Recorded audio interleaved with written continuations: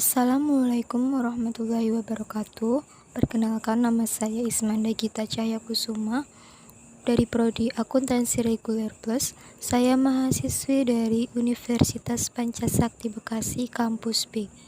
Di sini saya akan menerangkan mata kuliah PPKN dengan judul Demokrasi dan Pendidikan Demokrasi dengan dosen pengampu Ibu Fitrah Mulyanti MPD. Masuk ke pembahasannya. Yang pertama ada pengertian pendidikan demokrasi. Pendidikan adalah pembelajaran pengetahuan, keterampilan, dan kebiasaan sekelompok orang yang diturunkan dari satu generasi ke generasi berikutnya melalui pengajaran, pelatihan, dan penelitian. Pendidikan sering terjadi di bawah bimbingan orang lain, tetapi juga memungkinkan secara otodidak. Setiap pengalaman yang memiliki efek formatif pada cara orang berpikir, merasa, atau tindakan dapat dianggap pendidikan. Pendidikan pada umumnya biasanya dibagi menjadi tahap seperti prasekolah, sekolah dasar, sekolah menengah, dan kemudian perguruan tinggi, universitas, atau magang. Kata demokrasi berasal dari bahasa Yunani, yaitu demos dan kratein. Demos berarti rakyat, sedangkan kratein berarti kekuasaan. Bentuk kekuasaan dari, oleh, dan untuk rakyat. Pendidikan yang demokrasi adalah pendidikan yang memberikan kesempatan yang sama kepada setiap anak untuk mendapatkan pendidikan di sekolah sesuai dengan kemampuannya. Pengertian demokratik di sini mencakup arti baik secara horizontal maupun vertikal. Maksud demokrasi secara horizontal adalah bahwa setiap anak tidak ada kecualinya mendapatkan kesempatan yang sama untuk menikmati pendidikan sekolah. Hal ini tercermin pada Undang-Undang Dasar 1945 Pasal 31 Ayat 1, yaitu tiap warga negara berhak mendapat pengajaran. Sementara itu, demokrasi secara vertikal ialah bahwa setiap anak mendapatkan kesempatan yang sama untuk mencapai pendidikan sekolah yang setinggi-tingginya sesuai dengan kemampuannya. Menurut Kamus Besar Bahasa Indonesia, demokrasi diartikan sebagai gagasan atau pandangan hidup yang mengutamakan persamaan hak dan kewajiban serta perlakuan yang sama bagi setiap warga negara. Dalam pendidikan, demokrasi menunjukkan dengan pemusatan perhatian serta usaha pada si anak dididik dalam keadaan sewajarnya, intelijensi, kesehatan, keadaan sosial, dan sebagainya. Di kalangan taman siswa dianut sikap Tutwuri Handayani, suatu sikap demokratis yang mengakui hak si anak untuk tumbuh dan berkembang menurut kodratnya. Pendidikan demokrasi pada hakikatnya membimbing peserta didik agar semakin dewasa dalam demokrasi dengan cara mensosialisasikan nilai-nilai demokrasi, agar perilakunya mencerminkan kehidupan yang demokratis. Dengan demikian, tampaknya demokrasi pendidik merupakan pandangan hidup yang mengutarakan persamaan hak dan kewajiban serta perlakuan yang sama di dalam berlangsungnya proses pendidikan antara pendidik dan anak didik, serta juga dengan pengelola pendidikan. Indonesia sesungguhnya memiliki pengalaman yang kaya akan pendidikan demokrasi. Menurut Udin S. Winataputra, sejak tahun 1945 sampai sekarang, instrumen perundangan sudah menempatkan pendidikan demokrasi dan HAM sebagai bagian integral dari pendidikan nasional. Misalnya, dalam usulan BPKNIP tanggal 29 Desember 1945 dikemukakan bahwa pendidikan dan pengajaran harus membimbing murid-murid menjadi warga negara yang memiliki rasa tanggung jawab.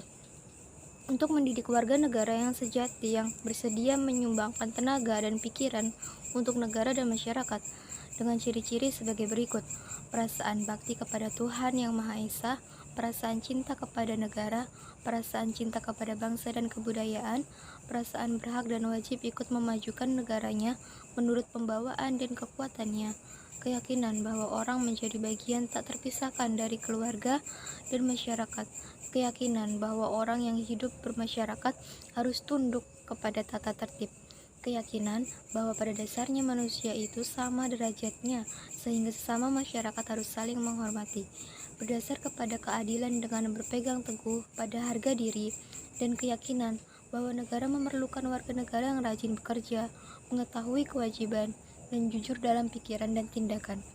Dari kutipan di atas, dapat dikatakan bahwa semua ide yang terkandung dalam butir-butir rumusan tujuan pendidikan nasional sesungguhnya merupakan esensi pendidikan demokrasi dan HAM atau hak asasi manusia.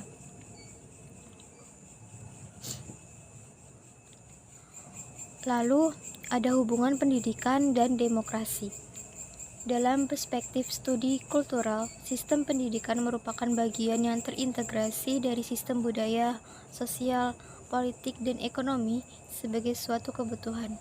Sistem negara dan pendidikan merupakan sistem yang terintegrasi dalam sistem kekuasaan, dan ini terdapat hubungan yang erat antara pendidikan dan demokrasi, yaitu yang pertama, pendidikan sebagai sarana perubahan budaya masyarakat.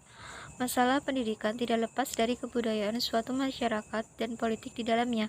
Proses pendidikan bersifat dinamis yang menggerakkan dan merubah nilai-nilai suatu masyarakat sesuai dengan perubahan kehidupan yang ada.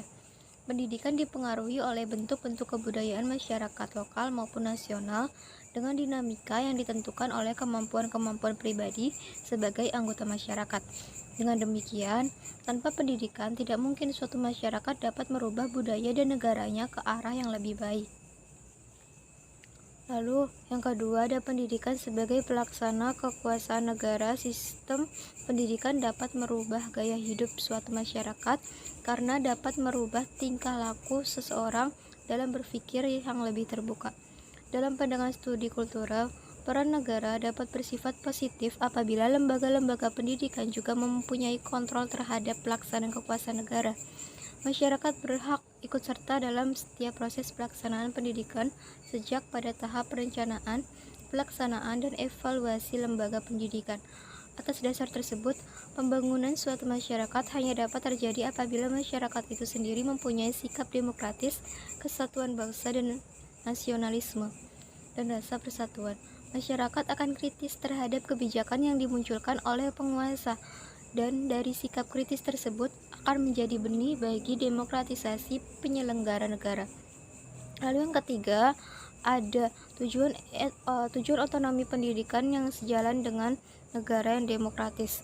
Hakikat pendidikan demokratis sendiri adalah pemerdekaan, sedangkan tujuan pendidikan dalam suatu negara yang demokratis adalah membebaskan anak bangsa dari kebodohan, kemiskinan, dan berbagai perbudakan lainnya. Hal ini sejalan dengan tujuan otonomi pendidikan yang memperdayakan manusia melalui otonomi lembaga-lembaga pendidikan di masyarakat, baik dalam bentuk pendidikan negara maupun pendidikan swasta. Eksistensi pendidikan swasta menunjukkan dengan jelas bahwa antar politik dan pendidikan saling berkaitan.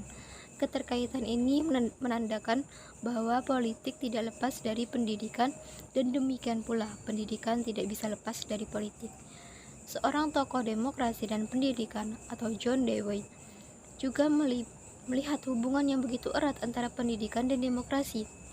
Dewey mengatakan bahwa apabila kita berbicara mengenai demokrasi, maka kita memasuki wilayah pendidikan. Menurutnya, pendidikan merupakan sarana bagi para masyarakat. Yang lalu ada tujuan pendidikan demokrasi. Tujuan pendidikan demokrasi adalah untuk mempersiapkan warga masyarakat berpikir kritis dan berpikir demokratis. Namun demikian, dalam kaitan dengan pendidikan, persoalan yang muncul adalah mungkinkah pendidikan demokrasi dilangsungkan dalam suasana sekolah yang sangat birokratis, hierarkis, sentralitis, dan elitis. Dengan demikian, tampaklah bahwa demokrasi pendidik merupakan pandangan hidup yang mengutamakan persamaan hak dan kewajiban. Karena itulah, demokrasi pendidikan dalam pengertian yang lebih luas patut selalu dianalisis sehingga memberikan manfaat dalam praktek kehidupan dan pendidikan yang paling tidak mengandung hak-hak sebagai berikut: rasa hormat terhadap harkat dan martabat sesama manusia. Dalam hal ini, demokrasi dianggap sebagai pilar pertama untuk menjamin persaudaraan hak manusia dan tidak mengundang jenis kelamin, umur, warna kulit, agama, dan bangsa. Setiap manusia memiliki perubahan ke arah pikiran yang sehat, Dengan acuan prinsip inilah yang melahirkan adanya pandangan bahwa manusia itu haruslah dididik, karena dengan pendidikanlah manusia akan berubah dan berkembang ke arah yang lebih sehat dan baik secara sempurna, rela berbakti untuk kepentingan dan kesejahteraan bersama. Dalam konteks ini, pengertian demokrasi tidaklah dibatasi oleh kepentingan individu-individu lain, atau dengan kata lain, bahwa seseorang menjadi bebas karena orang lain menghormati kepentingannya. Maka dari itu, prinsip demokrasi pendidikan adalah agar dipengaruhi oleh konteks di mana pikiran itu ada, sifat dan jenis masyarakat yang melatar belakangi masalah tersebut. Masyarakat agraris berbeda dengan masyarakat modern. Masyarakat pedesaan atau potensi desa itu lebih besar daripada kota, akan juga berbeda adanya. Dalam kaitannya dengan prinsip-prinsip tersebut, ada 3 butir hal-hal sebagai berikut. Yang pertama, keadilan dalam kesepakatan belajar bagi semua warga negara dengan cara adanya pembuktian kesetiaan pada sistem politik yang ada.